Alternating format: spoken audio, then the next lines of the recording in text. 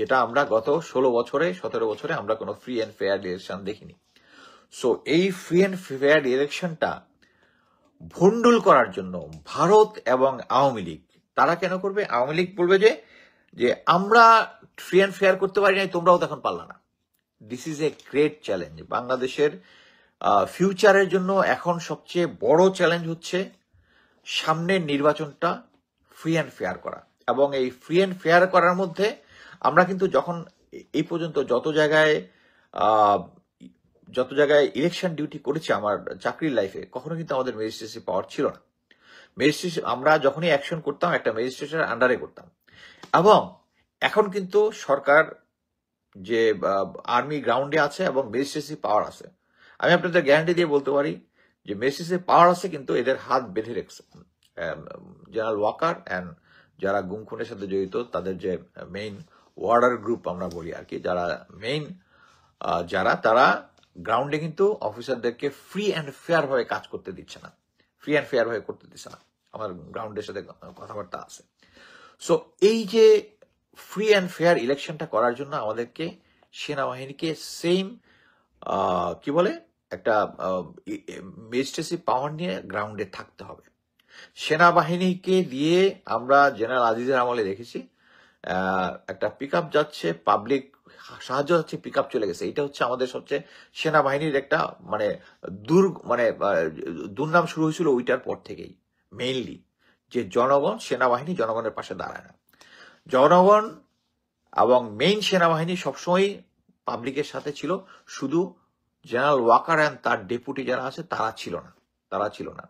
এখন আচ্ছা, মাঝখানে আরেকটা কথা বলি, সেটা হচ্ছে সেনাবাহিনীতে একটা রিজয়েন্ডার দিয়েছে যে ভালকার তুর্ক যে কথাটা বলেছে যে সেনাবাহিনীকে যে ওয়ার্নিং দেওয়া হয়েছিল যে তারা যদি এই ধরনের সরকারকে সহযোগিতা করে গণহত্যা চালায় তাহলে তারা ফিউচারে ইউএন পিসকিপিং মিশনে যেতে নাও থাকতে পারে। আচ্ছা, এটা সেনাবাহিনী কি বলেছে যে তারা এই ধরনের কোনো ওয়ার্নিং পায় নাই, এবং যদি করেও থাকে তাহলে সেই ফ্যাসিস্ট সরকার আওয়ামী লীগ তৎকালীন সরকার এটা পেয়ে থাকতে পারে। আপনার কি মনে হয় যে শেখ হাসিনা আর্মি রিলেটেড একটা এই ধরনের একটা হুমকি পেয়েছে, এটা জেনারেল ওয়াকারের সাথে শেয়ার করেনি? This is absurd. মানে উনি জাস্ট খালি একটু সেফ সাইডে থাকার চেষ্টা করতেছে আর কি, যে আমি জানতাম না। বাট আপনি সিম্পলি দেখেন 3 তারিখে যে সেনাবাহিনীর যে দরবারটা নিয়েছিল ওটার ডিটেলস আমার ওয়ালেই আছে, পিন পোস্ট দেওয়া আছে। তখন তাদেরকে বলেছিল সন্ত্রাসী বলেছিল, আন্দোলনকারী বলেছিল, সন্ত্রাসী বলেছিল, বিপ্লবী ছাত্র জনতা বলে নাই। এবং তখন পর্যন্ত তার মাইন্ড সেট আপ ছিল আর্মি। পরবর্তীতে অফিসারদের কথাবার্তায় সেটা চেঞ্জ হয়ে গিয়েছিল।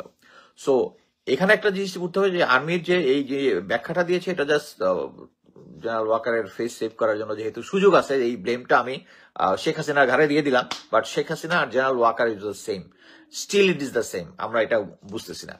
আচ্ছা, নেক্সট হচ্ছে এখন যেটা বলতেছি সেটা হচ্ছে আগামী নির্বাচন যেটা হবে, এটাতে আমাদেরকে একদম জীবন দিয়ে হলেও এটাকে ফ্রি অ্যান্ড ফেয়ার করতে হবে। এবং এটা একমাত্র আর্মি ছাড়া কেউ পারবে না। আর আর্মি যদি করতে হয়, জেনারেল ওয়াকার যদি তখন সেনাপ্রধান থাকে, আমি সবিনয়ে সবাইকে অনুরোধ করতেছি যে আগামী নির্বাচনটা যদি জেনারেল ওয়াকারের আন্ডারে হয়, হবে না। এখন বলতে পারেন নেক্সট কে আসবে, নেক্সট যেই আসুক।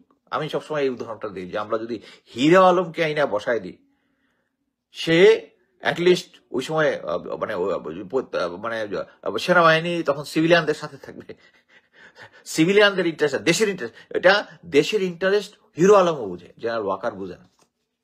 জেনারেল ওয়াকার এখনো শেখ হাসিনা, তারেক সিদ্দিকী এদের, এবং এটা ক্লিয়ারলি বোঝা যাচ্ছে। এবং উনি কি ডিসগাইসে যেটা আছে বিএনপির একটা পার্টির সাথে, যেটা আমি বুঝলাম, বিএনপিকে উনি কনভিন্স করছে যে আই এম উইথ ইউ। এবং ওই আই এম উইথ ইউ বলেও কিন্তু 90 জিওসি, ডিজি, বিজিবি, গোয়েন্দা সংস্থা এগুলা কিন্তু চেঞ্জ উনি করতেছে না। মানে এটা হচ্ছে একটা টাগ অফ ওয়ার চলতেছে আর কি। বাট কথা হচ্ছে, আমি যেটা বলবো যে আগামী নির্বাচনটা ফ্রি অ্যান্ড ফেয়ার হইতে হবে। আর যদি ফ্রি অ্যান্ড ফেয়ার আমরা এটা করতে না পারি, আন্তর্জাতিকভাবে এবং ইন্টারনাল ভাবে আমরা শেষ হয়ে যাব সিম্পলি। এই যে আমাদের ভিতরে যে এই যে যে বিভক্তিগুলো আছে, এই যে আওয়ামী 45,000 লোকজন তারা এখনো বিশ্বাস করে, ইউএন রিপোর্ট আসার পরেও তারা মনে করে যে তারা এখন পর্যন্ত তাদের মধ্যে কোনো অ্যাপোলজির কোনো ধারই থাকতেছে না তারা। এটা আমাদেরকে মনে রাখতে হবে, মনে রাখতে হবে যে আমাদের এখন, আমি যেটা মনে করি, নেক্সট নির্বাচন যেটা হবে এটাকে আমাদের ফ্রি অ্যান্ড ফেয়ার, এটার জন্য আমাদের লাইফ দিয়ে দিতে হবে ফ্রি অ্যান্ড ফেয়ার হওয়ার জন্য। এবং এটা সেনাবাহিনী ছাড়া হবে না, সেনাবাহিনী ছাড়া হবে না। এবং জেনারেল ওয়াকার থাকলে এটা ফ্রি অ্যান্ড ফেয়ার হবে না, গ্যারান্টি, গ্যারান্টি। সো আমার অ্যাকচুয়ালি যে জিনিসগুলো বলতে চেয়েছিলাম এটা আমি শেষ। যদি কোনো কোশ্চেন থাকে আমি দেখি কোশ্চেন নেওয়ার চেষ্টা করি। কোশ্চেন আগে কয়েকজন করেছেন।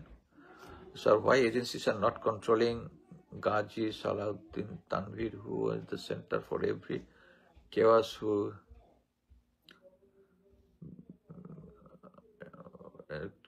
for the close to Indian backed Tabligh leader Tanvir is a Darwish like man who has এই সম্বন্ধে আমি বিশেষ কিছু জানি না, জন্য এটা আমি বলবো না। আমি ভাবলাম যে বিএনপির সালাউদ্দিন কিনা, বাট ওনাকে আমি বিশ্বাস করি না, যেহেতু যেই ইন্ডিয়াতে কয়েকদিন সময় কাটিয়ে এসেছে তাকে বিশ্বাস করি না। দিস ইজ এ বেসিক থাম রুল, মানে গোয়েন্দার একটা থাম রুল হচ্ছে, আপনারা যদি খেয়াল করেন যে কোল্ড ওয়ার এরার সময় যদি কোনো একজন ডিফেক্ট করে এক দেশ থেকে, আমেরিকা থেকে রাশিয়া গিয়েছে, রাশিয়া থেকে আমেরিকা গিয়েছে, বা আমেরিকাই প্ল্যান করেছে তাকে রাশিয়া ডিপ কাভার এজেন্ট হিসেবে আবার ফেরত আসলে, তাকে কিন্তু মানে কন্ট্রোল ইয়ার মধ্যে রাখে, তাকে আর 100% বিশ্বাস করে না যে তাকে সেটা মোটিভেটেড হয়ে গেছে। সো বিএনপির নেতা সালাউদ্দিন গেছে, I don't want to believe him. আর একটা জিনিস আমি বলতে পারি গ্যারান্টি দিয়ে, মানে ইন্টেলিজেন্সের একটা ইম্পর্টেন্ট জিনিস হচ্ছে ইন্টারগ্রেশন।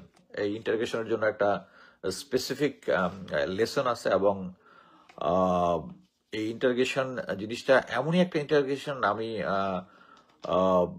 মনে করেন যে একজন নির্দোষ ব্যক্তি, আপনি তার গায়ে একটা টাচ দেখবেন না, তাকে মারামারিও করা হয় নাই, সে এসে স্টেটমেন্ট দিবে সে নিজের হাতে তার বাবাকে খুন করছে, যদিও তার বাবা জীবিত। আপনি যদি চান, ইটস পসিবল।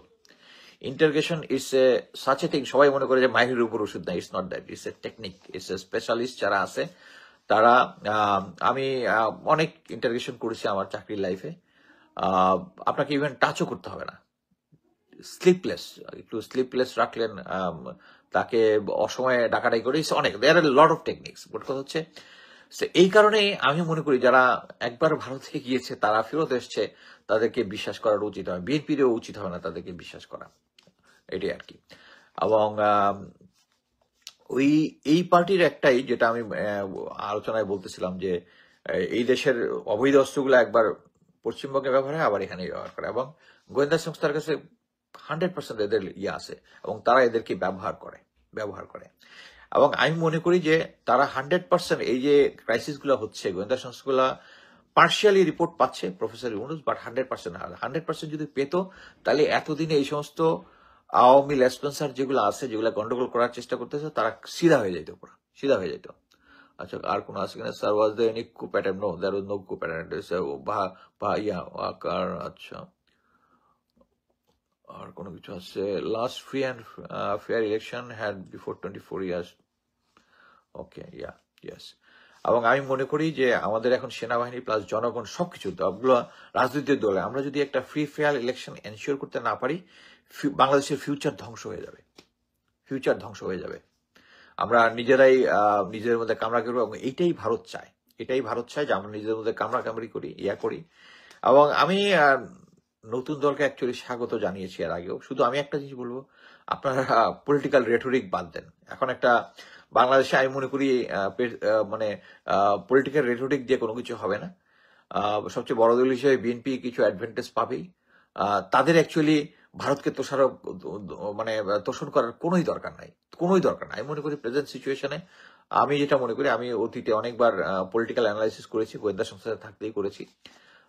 আমি যেটুক গ্রাউন্ড রিয়েলিটি বুঝি, লোকজনের সাথে আমি কথা বলি, রিয়েলিটি বুঝি, আগামীতে বিএনপির আসার সম্ভাবনা বেশি। বাট তাছাড়া কিন্তু আমার যেটা মনে হয় যে তাদের কাছে চাঁদাবাজি যেটা আছে, they should hold their horse, otherwise এটা তাদের মানে ভালো কিছু বয়ে আনবে না। আর অন্যান্য দলগুলোকে আমি বলি যে যে নতুন ছাত্রদের যে দল যেটা হয়েছে এটার এগেনস্টে এক্সট্রিম প্রোপাগান্ডা হয়েছে। ইভেন আমি অন্যান্য রাজনৈতিক দলকে এদের এগেনস্টে প্রোপাগান্ডা করার কোনো দরকারই নাই। Let them grow at their own. আমাদের এই সময়ে আমি চাই যে বিএনপি যদি ক্ষমতায় আসেও তাদের একটা শক্তিশালী বিরোধী দল থাকুক, এবং আমি মনে করি যে জামাতে ইসলামী প্লাস ইসলামী দলগুলা এবার হয়তো বা একটু বেশি ভোট পাবে, বাট স্টিল বাংলাদেশের জনগণ 100% ইসলামিক দলগুলাকে ক্ষমতায় নিয়ে আসবে বলে আমার মনে হয় না। বাট আমি যেটা চাই সেটা হচ্ছে যদি ইসলামী দলগুলো যদি ক্ষমতায় আসে আমার কোনো সমস্যা নাই। পাবলিক আমাদের শুধু এনশিওর করতে হবে জনগণ তার ভোটটা দিতে পেরেছে, জনগণ তাদের ভোটটা দিতে পেরেছে। এইটাই আমাদের এখন মেইন এইম হওয়া উচিত। সেনাবাহিনীর একটা মেইন এইম হওয়া উচিত যে ভবিষ্যতে যেন আমরা যতগুলো ইলেকশন হয় 5 বছর পর পরে আপনারা যেই দলই আসেন 5 বছর পর পরে একটা ফ্রি অ্যান্ড ফেয়ার ইলেকশন হয়। এটাই আমাদেরকে এনশিওর করতে হবে, যেটা আওয়ামী লীগ ধ্বংস করে দিয়েছিল। ধন্যবাদ। আজকে আর কিছু নেই।